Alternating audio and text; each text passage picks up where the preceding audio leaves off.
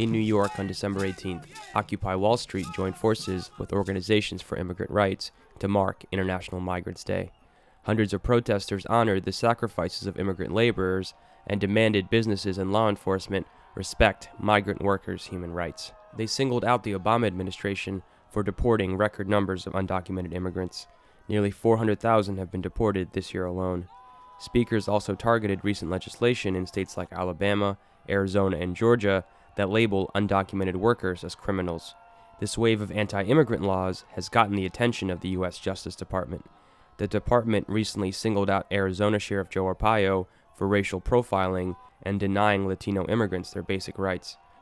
Arpaio has denied wrongdoing and said in a statement that this is a sad day for America as a whole, adding he is proud of the work he has done to fight illegal immigration. But immigrants' rights organizer Tanu Yakapitiage said the federal government has not gone far enough. I think the Department of Justice is bringing these issues into consideration. However, you can't just target one person, one sheriff. This is about larger policies, and we need to talk about the reasons why programs such as Secure Communities and 287G doesn't work. You cannot create programs that push to deport people without having some context of why it is that we're trying to deport people in the first place. Hundreds of protesters took to the streets despite freezing temperatures and a massive police presence.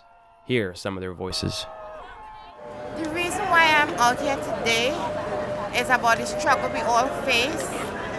The farm workers, the domestic workers, workers of all sectors, and we are not treated correctly. Some of us been abused physically, mentally, emotionally. Long hours, short pay, because wages is very important. We have families that we need to take care of as well.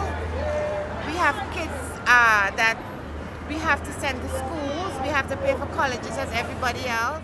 Our communities are impacted because, one, we're on the front line being people who the laws basically target first and foremost, people with criminal convictions. Secondly, the fact is, detention of people, there's a profit to be made. And the people who make the profit from private detention and immigration detention have massive connections to Wall Street, either through the banks or the private investors.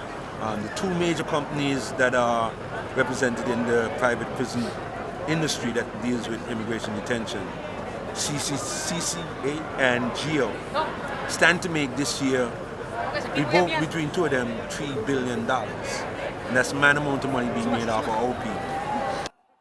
Mr. Obama, your term as president is still not over.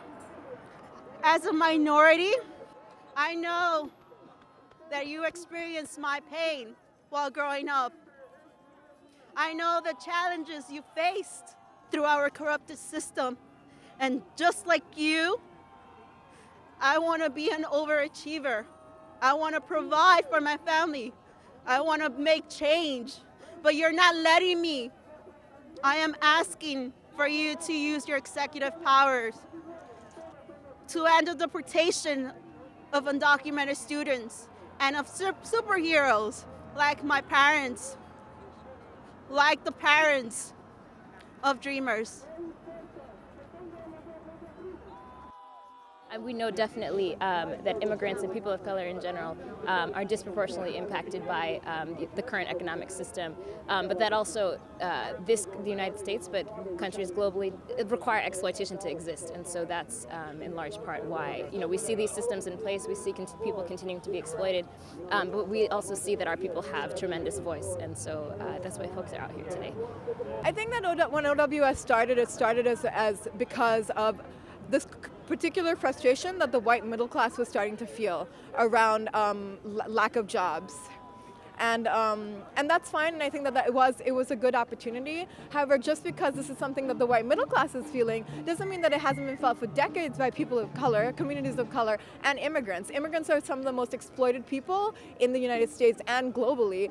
They come to the U.S. and they work in low-wage jobs. They work in the restaurant industry, often paid minimum wage or less than minimum wage, and under really harsh conditions. And so when we're talking about trying to change the ways in which this country does things and the ways in which we do things globally in regards to a critique of neoliberalism, we have to also consider migration and the fact that people migrate for jobs, people migrate in order to get better livelihoods, and in order to ensure that people's livelihoods, all of us collectively as the 99%, can have the kinds of lives we want, we have to consider immigrants as a part of that.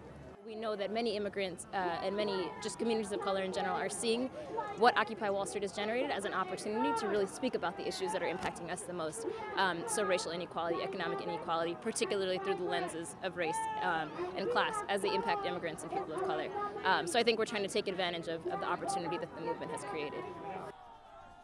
From port closures in Oakland to supporting the struggle against foreclosures and migrant worker rights, the Occupy movement has shown that being evicted from squares and parks has only led to its further growth.